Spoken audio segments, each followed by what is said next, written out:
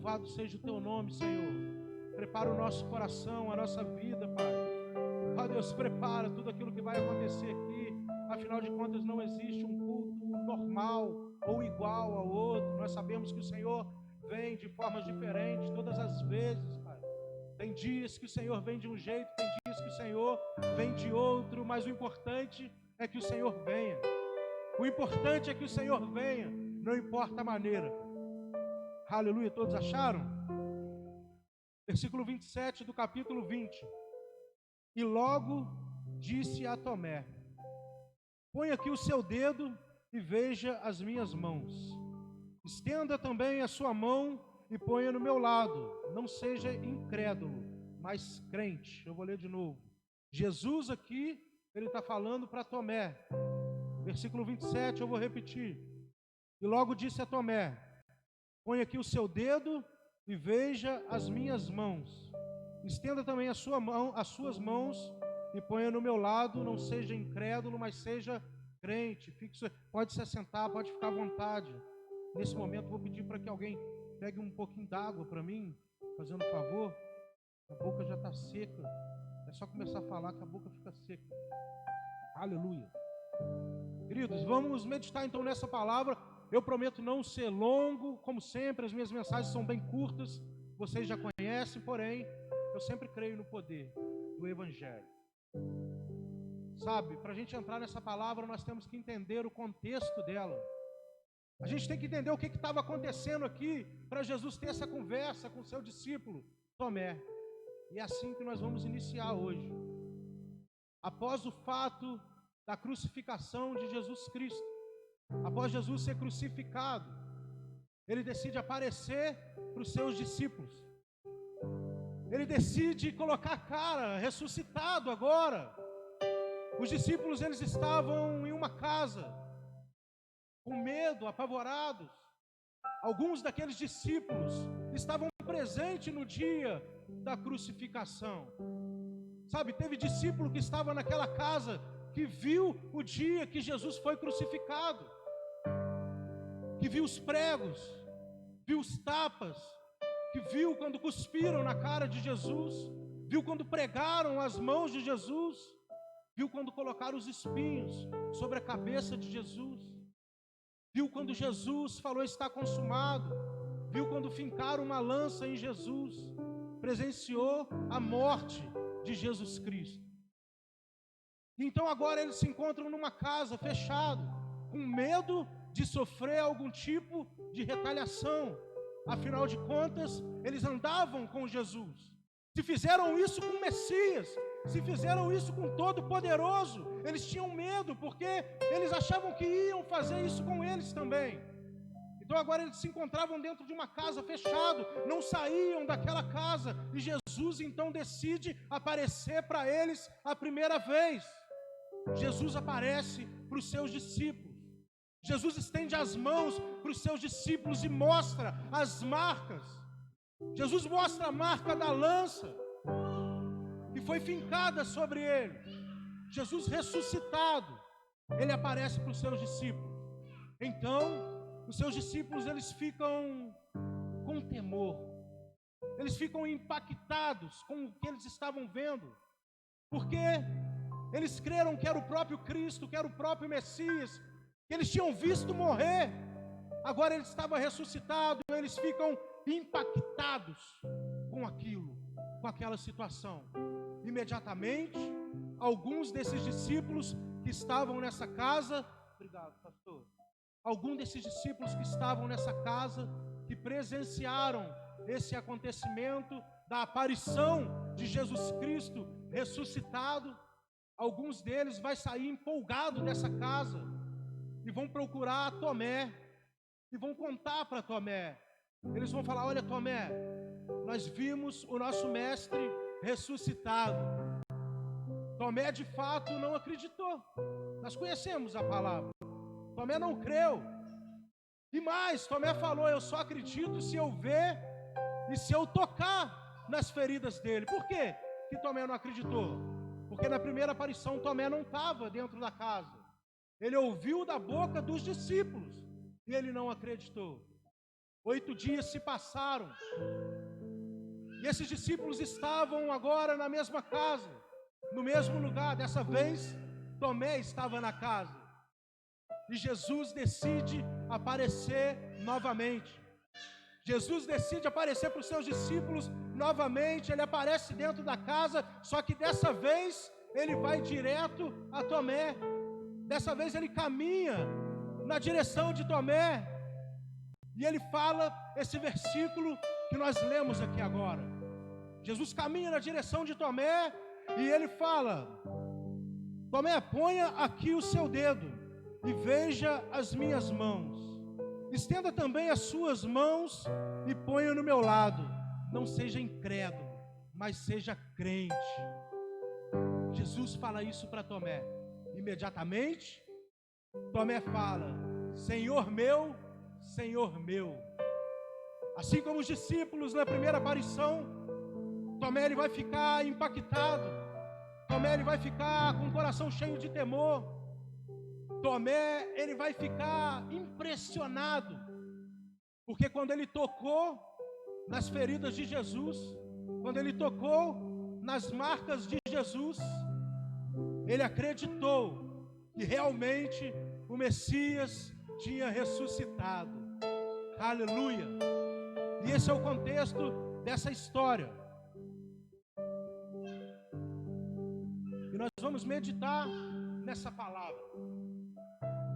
Sabe, queridos, Jesus ele não precisava, depois da ressurreição, ele não precisava ter voltado à terra com as suas marcas, com as suas cicatrizes. Presta atenção, a ressurreição é totalmente superior às cicatrizes de um corpo humano. Jesus não precisava ter voltado com essas cicatrizes. E mais, Jesus tinha poder para sarar essas cicatrizes. Jesus tinha tanto poder que antes dele morrer, Pedro corta a orelha de um soldado e Jesus vai e coloca a orelha no lugar novamente. Jesus vai e transforma o corpo daquele soldado novamente. Por quê? Porque ele era o Todo-Poderoso, ele tinha poder. Ele não precisava ter voltado com as marcas, com as feridas. Ele era Deus, mas mesmo assim, ele escolheu voltar com essas feridas. Ele escolheu ressuscitar e trazer consigo as marcas do seu sofrimento antes da morte. Então, no mínimo, existem alguns mistérios, algumas coisas interessantes, algumas lições nessas marcas, nessas cicatrizes, e é sobre elas que nós vamos falar nessa noite. O tema dessa mensagem é as marcas de Jesus Cristo. Amém? As marcas de Jesus. Tomé, ele só vai acreditar que Jesus era o Cristo ressuscitado quando ele toca nas marcas de Jesus. A primeira lição, a primeira característica, a primeira coisa que nós vamos aprender sobre as marcas de Cristo é que aquelas marcas, aquelas feridas, trouxe para Jesus autoridade. Mas eu vou explicar melhor. Porque Jesus já tinha toda a autoridade. Jesus é a própria autoridade. Ele é a própria autoridade. Ele já tinha, ele não precisava provar para ninguém quem ele era. Mas para Tomé acreditar, era necessário ele tocar nas feridas. Porque existem duas classes de pessoas. A primeira são as pessoas como eu e como você. Nós não vimos, nós não tocamos nas feridas, mas mesmo assim a gente creu, amém? Não vimos, não tocamos, mas a gente crê. Só que Jesus sabia que ao voltar, ele ia lidar com a segunda classe de pessoas, que eram as pessoas que não criam em palavras, as pessoas que não criam somente em pregações, as pessoas que precisam tocar em feridas. Sabe, quando Jesus estende as mãos para Tomé, quando Jesus ele fala para Tomé: Tomé, coloca sua mão aqui na minha ferida. Quando Jesus está falando isso para Tomé, automaticamente ele está falando para Tomé: Tomé, não acredita no que os discípulos pregam, não acredita no que os discípulos falaram para você, não acredita no que eu falo, porém, vai ter que acreditar no que eu vivo. Porque a autoridade não consiste no que eu falo, a autoridade não consiste no que eu prego, a autoridade consiste no que eu vivo. Aleluia! A autoridade se consiste no que eu vivo. Eu posso pregar bem, eu posso ter teologia, faculdade, bacharelado, mas se eu não viver aquilo que eu prego, eu não tenho autoridade. Jesus, ele podia ter voltado sem as cicatrizes, porém, Tomé não ia crer, Tomé ia duvidar, aleluia. Então, as cicatrizes de Jesus, ela trouxe autoridade para Tomé. Jesus agora ele estava pregando para Tomé não com palavras, mas Jesus estava pregando com atitude, Jesus estava pregando com a vida. As cicatrizes de Jesus Cristo também, as marcas de Jesus Cristo também, elas serviram para testificar aquilo que ele falava antes da morte, porque Jesus anunciava que ele ia sofrer, Jesus anunciava que ele ia apanhar, Jesus anunciava que ele ia morrer. E quando ele mostrava aquelas cicatrizes, aquelas marcas, todas as pessoas viam que era verdade tudo aquilo que ele pregava, que era verdade tudo aquilo que ele falava. As cicatrizes de Jesus geraram autoridade nele, geraram credibilidade nele, querido. Eu quero te falar, tem muitas marcas, muitas cicatrizes, muitas coisas que a gente passou na nossa vida, muitas situações difíceis, muitos lugares indesejados que a gente foi, que deixaram marcas em nós, muitas crises espirituais, crises existenciais que a gente teve na nossa vida, que nos deixaram marcas, sabe? E isso não acontece. Jesus não permite a gente passar por essas coisas porque Ele quer que a gente sofra, ou porque Ele é mau, ou porque só acontece com a gente, não. Muitas vezes Jesus permite você passar por situações difíceis para que você tenha autoridade em certos assuntos. Muitas vezes Jesus permite você ter uma crise para que você tenha autoridade sobre o assunto de crise. Porque só tem autoridade num assunto quem já viveu nele. É muito fácil eu falar de um problema que eu não passei. Eu só tenho autoridade para ensinar, para pregar, para falar quando eu já senti na pele. É muito fácil eu pregar para alguém que tem depressão se eu nunca tive. É muito fácil eu pregar para alguém que é viciado se eu nunca fui viciado. Aí eu começo a entender dos momentos ruins, das crises, das vontades de sair da igreja que eu já tive, da vontade de chutar o balde, de largar tudo que eu já tive. Isso tudo aconteceu, Deus permitiu que acontecesse, porque quando deparasse, quando chegasse alguém com vontade de desistir, eu falar, querido, eu também já passei por isso, eu sei o que é isso. As nossas feridas, as nossas marcas geram em nós autoridade. As feridas de Jesus permitiram com que ele fosse pregar para Tomé. A sua ferida, querido, não foi em vão. É para que você pregue, é para que você fale. Jesus está te dando autoridade no assunto. Sabe, esse mês ou o mês passado, não sei, um amigo meu lá de Argirito, Gugu, já até trouxe ele para pregar aqui na igreja. Menino de Deus, menino bom, amigo meu. Ele perdeu o pai dele, Covid, o pai dele faleceu. O pai dele morreu de Covid e ele estava totalmente triste, totalmente abatido, desolado, perdeu o pai. Sabe, e eu falei, poxa, o cara é meu amigo. Eu preciso falar alguma coisa para ele. Eu preciso demonstrar o meu carinho para ele, os meus sentimentos para ele. O que eu vou falar para ele? Então eu virei para ele e falei, Gugu, há 3 meses atrás eu também perdi meu pai. E eu sei o que você está passando agora. Eu usei a minha ferida para sarar a ferida dele. Eu falei, isso já aconteceu comigo também. O que você está passando agora eu sei exatamente o que é. Sabe, quando vem alguém para falar comigo, Cacá, eu não consigo largar o cigarro, eu não consigo largar o vício, eu falo, mas eu também já fui assim. Eu também já tive vícios, eu também tive dificuldades para largar. Eu sei o que você está sentindo.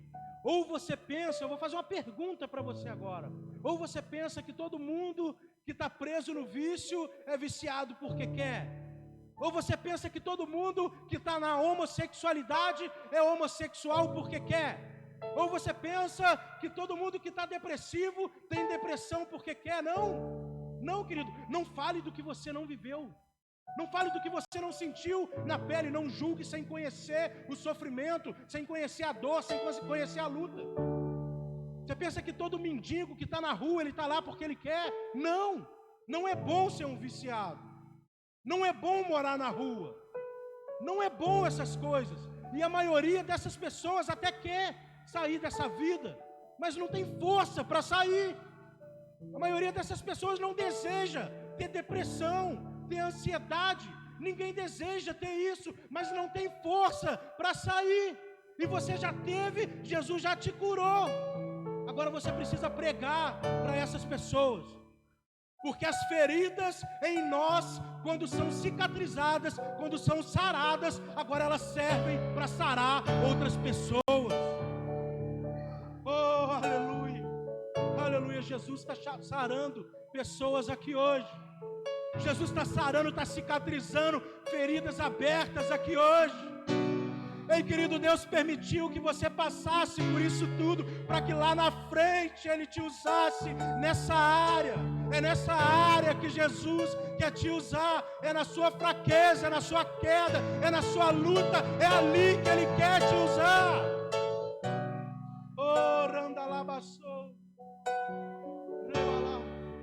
Porque existem pessoas precisando saber das suas experiências. Querido, Jesus não estava pregando com palavras. E eu quero te dizer uma coisa nessa noite: existem pessoas que talvez você nem conheça, pessoas que nunca sentaram para bater um papo contigo, pessoas que não sabem nada de você, mas que estão olhando para a sua história, e as suas lutas, as suas feridas, estão pregando para essas pessoas. Pessoas que te olham de longe e falam: como é que aguenta? Como é que aguenta ficar de pé passando por isso tudo? É situação atrás de situação, é enfermidade, é crise. Oh, como é que aguenta ficar de pé? Tem gente olhando para você e falando: como é que aguenta? Tem 3 filhos, tem 2 filhos, tem criança pequena e ainda vai para a igreja. Como que aguenta? Tem um ministério, mesmo com tanta luta. Tem pessoas que você não conhece que olham para você. As suas feridas estão fortalecendo pessoas. Oh, aleluia. Vai ter dias que você não vai precisar gritar. Vai ter dias que você não vai precisar falar. Vai ter dias que você não vai precisar pregar, querido. Vai ter dias que somente a sua vida vai falar por si própria. Somente a sua vida vai pregar para pessoas. As pessoas vão olhar para você e vai falar: eu queria ter a força que fulano de tal tem. Essa sua determinação de não desistir, de não parar, de não entregar tudo. Porque tem dia que a gente pensa em entregar tudo. Quantas vezes eu e você já pensou em largar tudo, em abrir mão de tudo, em chutar o balde? E as pessoas não entendem. É enfermidade, mas eu não estou aguentando. E ainda assim vai na igreja. O que acontece? Como essa pessoa está de pé? É muito simples a resposta, querido. Existe um Deus que te sustenta. Existe um Deus que te sustenta. Ainda que eu ande pelo vale da sombra da morte, não temerei mal algum, porque tu estás comigo. Oh, aleluia. Tem pessoas olhando para você, querido. Tem pessoas que ainda não abriram mão do casamento, porque você não abriu mão do seu casamento.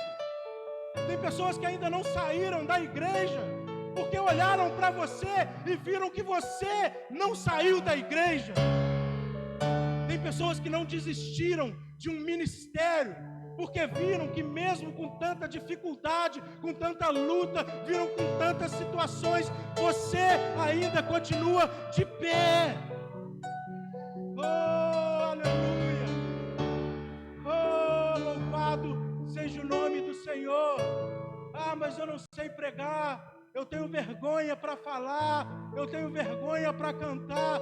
Querido, você não precisa pregar, você não precisa cantar, você não precisa vir aqui na frente do púlpito. A sua vida fala por si própria. Apenas viva o evangelho verdadeiro. Apenas viva com seriedade aquilo que está escrito na palavra. Apenas seja sincero consigo mesmo e com Deus. Randalabassou. Oh, aleluia! Jesus não precisava ter vindo com suas marcas, mas ele veio porque ele sabia que quando ele mostrasse que era verdade tudo aquilo que ele pregava, aí sim as pessoas iriam acreditar. Querido, você não precisa acreditar no que eu te falo, você não precisa acreditar no que eu prego, você não precisa acreditar nas conversas, nos conselhos que eu te dou. Mas uma coisa você precisa fazer: acreditar naquilo que eu vivo. Não vai acreditar no que eu falo, vai ter que acreditar no que eu vivo. As pessoas podem até não te levar a sério, mas a sua vida, ninguém pode falar mentira sobre ela. Eu falo com os meus irmãos, com os meus amigos. A nossa vida cristã, ela tem que ser irrepreensível, livre de manchas.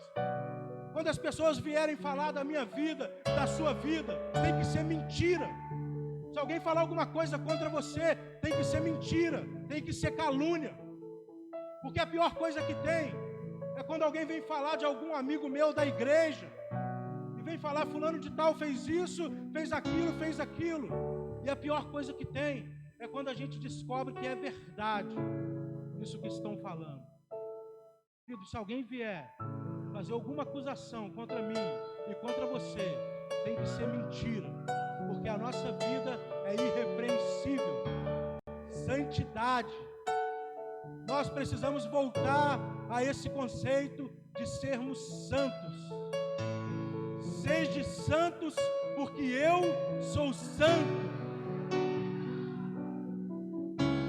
Sabe, eu estava conversando com o Ellerson ontem, falei com a Vanessa, com a Aline. Eu falei: eu estou pouco me lixando para elogios.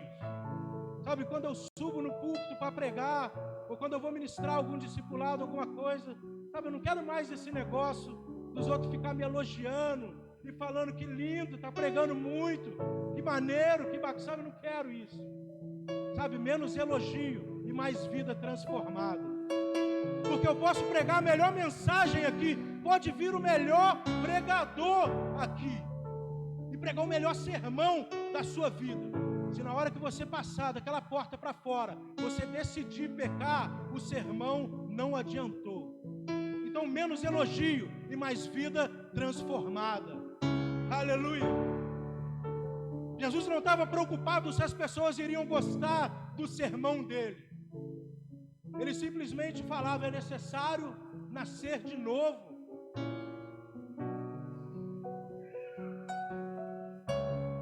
Então, nessa noite, tudo que você precisa saber é que existem marcas na sua vida que Deus permitiu acontecer para que gerasse em ti a autoridade. Eu estou dizendo que os problemas pregam. Eu estou dizendo que as suas crises pregam. Eu estou dizendo que o seu dia ruim prega. Eu sempre gosto de falar essa frase, essa é a frase da minha vida. Encontre em cada problema, encontre em cada dificuldade uma oportunidade de um ministério. Porque o ministério não nasce de uma vontade, o ministério não nasce de um seminário. O ministério nasce das nossas batalhas, o ministério nasce das nossas lutas.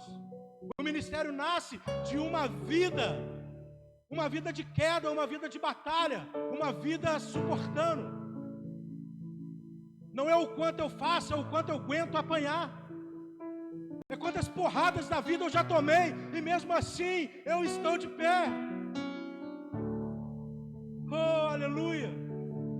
Queridos, os espinhos não foram suficientes para matar Jesus. Não.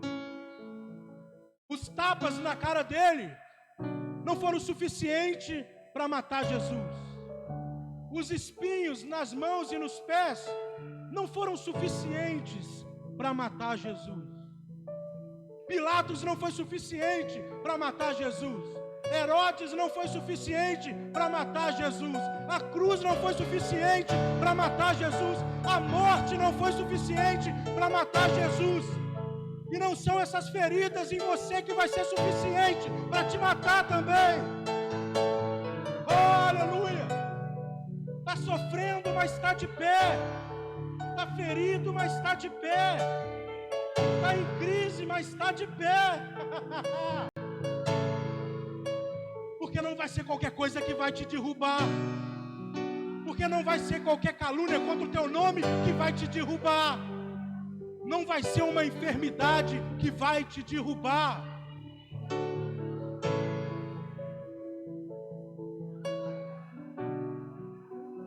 Oh, Jesus está falando com pessoas aqui, filho. Já passou por tudo mesmo que tinha que passar, agora levante. Eu cicatrizei seus machucados e agora as suas feridas têm poder para curar outras pessoas. Vai ficar caído até quando, se eu já te sarei? Vai ficar deitado até quando, se eu já te curei?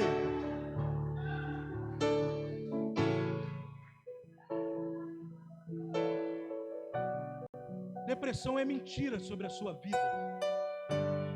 Não é real essa depressão que você acha que você tem.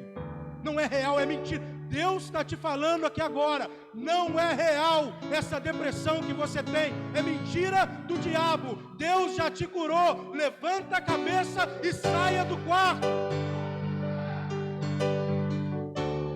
Porque o que mais tem são pessoas com a alma ferida, precisando somente de tocar nas suas feridas, de encostar nas suas feridas. Ei, toca! Ei, olha! Ei, já fui preso! Ei, já fui viciado! Perdi meu pai tem pouco tempo! Olha aqui, eu estou de pé. Olha a Neide dando testemunho, já tive câncer, estou viva, estou de pé. Tem pessoas, Neide, que precisam escutar isso. Precisam escutar. As pessoas precisam ver de onde nós saímos, para que elas possam acreditar que tem jeito para elas também. Querido, enquanto a vida tem jeito, enquanto a vida tem jeito, esse problema não é capaz de te derrubar e de te tirar da presença do Senhor. Romanos 8:34. Eu sou até repetitivo nas minhas mensagens, velho. Eu sou até repetitivo. Romanos 8:34. Nem a morte, nem a vida, nem principado, nem potestade, nem altura, nem profundidade, nada é capaz de separar do amor de Deus por você. Querido, não é o seu amor por Deus. Leia direito a palavra. Não é o seu amor por Deus, porque o nosso amor por Deus muda. A gente oscila. Tem dia que eu amo mais, tem dia que eu amo menos. Mas a palavra vai falar que nada é capaz de separar o amor de Deus por nós. Ou seja, pode acontecer qualquer coisa que o amor de Deus por mim vai continuar sempre o mesmo. O amor de Deus por nós, ele é sempre o mesmo. Oh, aleluia. Pare de chorar por aquilo que Deus já fez. Mude a sua oração. Pare de orar por aquilo que Deus já fez. Pare de pedir cura, sendo que Ele já te curou. Pare de pedir batismo, sendo que Ele já te batizou. Pare de te pedir bênção, sendo que Ele já te deu. Efésios vai falar que Cristo já nos abençoou com toda sorte de bênção. Não vai falar que Ele vai nos abençoar. Não vai falar que no dia que eu ficar espiritual, Deus vai me abençoar, não. Efésios vai falar, Cristo já nos abençoou com toda sorte de bênção. Então pare de pedir bênção e comece a ter maturidade para para tocar na sua bênção. Porque a bênção você já tem. Você só precisa ter maturidade para tocar na sua bênção. Faça como Jacó, seja determinado. Anjo, você não vai subir enquanto você não deixar a minha bênção aqui, porque essa bênção já é minha. A bênção que você tanto pede, Jesus já te abençoou. Mas é a mesma coisa do que um carro. Sabe, queridos? Falei isso lá em São João, na pregação de semana passada. Certa vez eu estava andando de carro com o Pedro, e o Pedro virou para mim, ele estava começando ele devia ter uns 3, 4 anos. E ele virou para mim, estava eu, ele, a Vilmara no carro, e ele virou para mim e ele falou: papai, você me dá também um carro igual o seu? Quando você crescer, você me dá um carro igual o seu? Eu olhei para ele e eu falei: filho, esse carro aqui já é seu. Esse carro aqui já é seu, filho. Tudo que o papai tem é seu já. Ele mudou o semblante na hora. Ele falou: opa, papai, então deixa eu dirigir. Deixa eu conduzir esse carro. Eu falei: não. O carro já é seu, mas você precisa de idade e maturidade para usar esse carro. Sabe, isso me lembra daquele irmão, o irmão do filho pródigo. A história vai contar que o filho decide sair da presença do pai, sair da casa do pai. Ele tomou a decisão dele, todo mundo conhece essa história. Ele fala: pai, me dá minha herança, me dá meu dinheiro, eu cansei de ficar dentro da sua casa, eu cansei de viver essa vida, eu vou embora, eu vou sair da sua presença. E assim ele fez, saiu da presença do pai, história que todos da igreja conhecem. Ele saiu da presença do pai, ele viveu a sua vida, gastou seu dinheiro, curtiu o seu momento. Eu creio que ele se divertiu muito, conheceu tudo do mundão, conheceu tudo lá. Mas de repente o dinheiro acaba, os amigos acabam, e ele decide voltar para a casa do pai. E o pai recebe ele de braços abertos. O pai fica feliz, porque a maior alegria do pai é ter um filho de volta, amém? A maior alegria de Deus é quando um filho dele volta para sua casa. Ele decide voltar como servo, ele decide voltar.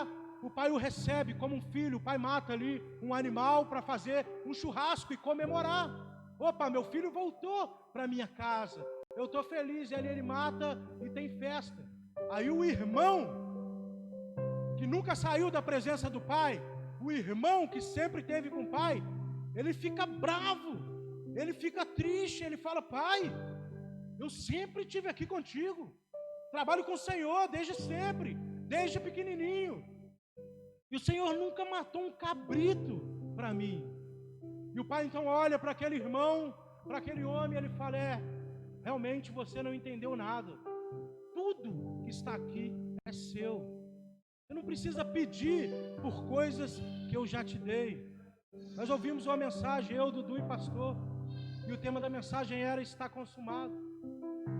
Sabe, tudo que é do Senhor Ele comprou, e Ele nos deu o direito de termos naquela cruz. Quando Ele falou está consumado, Ele estava falando: tudo que é meu, agora é dos meus filhos também. Então pare de orar por coisas que já te pertencem, amém? Aleluia. Fique sobre os seus pés, 9 horas em ponto, horário bom para a gente terminar a mensagem. Sabe, feche os teus olhos e seja sensível ao Espírito Santo. Seja sensível ao Espírito Santo, porque eu estou sentindo Ele aqui. Sabe, eu estou sentindo o Espírito Santo neste lugar. E eu sinto que o Espírito Santo, Ele quer fazer algumas coisas com determinados tipos de pessoas. Porque chegaram pessoas feridas aqui hoje. Chegaram pessoas que estão passando por crises aqui hoje. Chegaram pessoas aqui hoje que nem queriam estar aqui. Ei, para você que veio aqui contra a sua vontade, Deus está mandando te dizer que foi Ele quem te trouxe aqui, porque você chegou com uma ferida aberta e vai sair com ela cicatrizada. Porque você chegou aqui atravessando uma crise e vai sair daqui restaurado, renovado, edificado. Colocarei vestes novas sobre a sua vida. Colocarei vestes brancas sobre a sua vida. E verás que sou teu Deus, quando aquilo que te fere, você não sentir mais nada. Verás que sou teu Deus, quando aquilo que dói, não doer mais. Aquilo que estava aberto, eu coloco um ponto final hoje. E hoje você se torna livre. Hoje você se torna livre. Livre de toda a depressão. Livre de toda a ansiedade. Livre de toda crise existencial. Seja livre. Seja livre porque te curo nesta noite. Não porque você merece, mas porque eu quero te curar.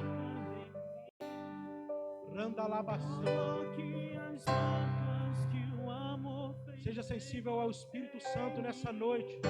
Eu sinto nesse momento o Espírito Santo, das pontas do meu pé até a minha cabeça, ele subindo e descendo. E eu sinto que não sou só eu que estou sentindo isso agora.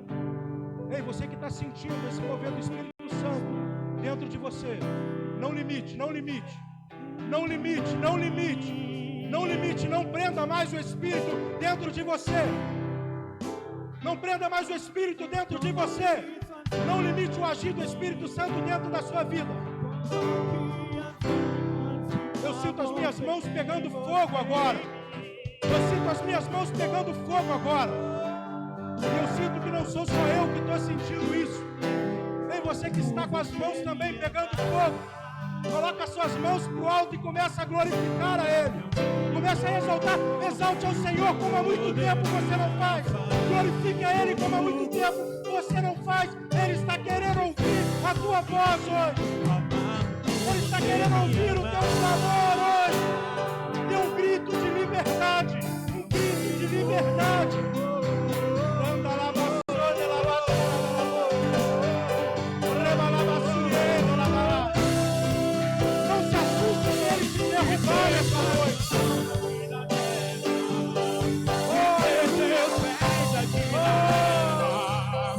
Olhar com teus olhos de graça e amor. Olhar com teus olhos de graça. Não limite o Espírito Santo. E ter tuas mãos aqui na terra. E ter teus pés aqui na terra. Olhar com teus olhos de graça e amor. Olhar com teus olhos. E ter tuas mãos aqui na terra. E ver teus pés aqui na terra.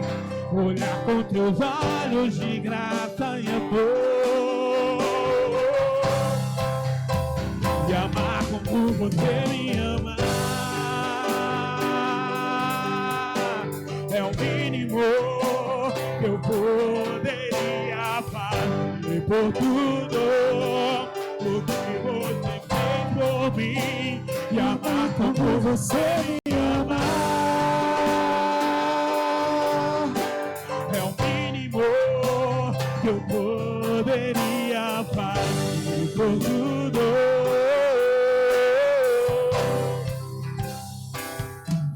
E ter tuas mãos aqui na terra.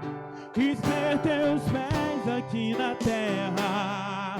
Olhar com teus olhos de graça e amor. Olhar com teus olhos de graça e amor. E ter tuas mãos aqui na terra. E ter teus pés aqui na terra. E olhar com teus olhos de graça e amor. Olhar com teus olhos. Aleluia, querido, aleluia. Sabe, Paulo, para terminar a mensagem, pode se assentar, pode ficar à vontade.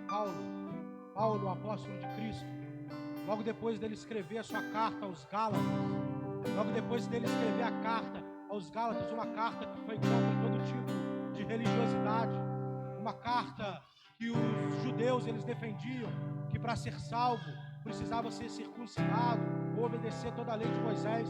Paulo começa a combater isso tudo. Ele escreve uma carta inteira falando que só a graça era capaz de salvar. E no capítulo 6, em algum versículo do capítulo 6 de Gálatas, Paulo vai falar: não me atentem, não me inquietem, não me persigam, porque eu tenho as marcas de Cristo. Porque eu carrego em mim as marcas de Cristo. Querido, sempre quando alguém vem questionar o seu jeito de ser com o Senhor, sempre quando alguém vem falar que não tem que ser tão radical, que também não é assim, que você também não precisa fazer isso, querido, falei: para de mimimi, não enche meu saco não, porque eu carrego as marcas de Cristo. Aleluia. Que Deus nos abençoe. Aplauda o nome do Senhor, para a honra e glória de Deus.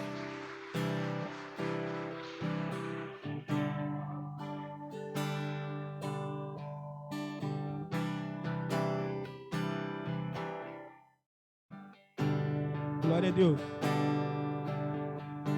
Só quero dar um recado. Amanhã,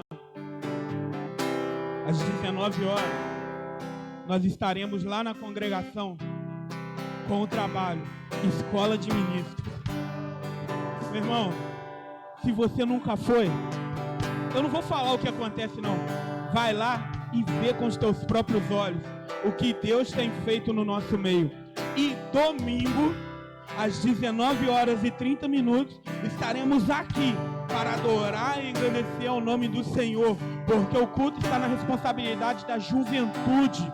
Ei, jovem, por favor, não nos façam passar vergonha. Assistam essa live, encham a nossa rede de visualizações, porque nós estaremos adorando ao Senhor aqui, para a honra e a glória do nome dele. Amém?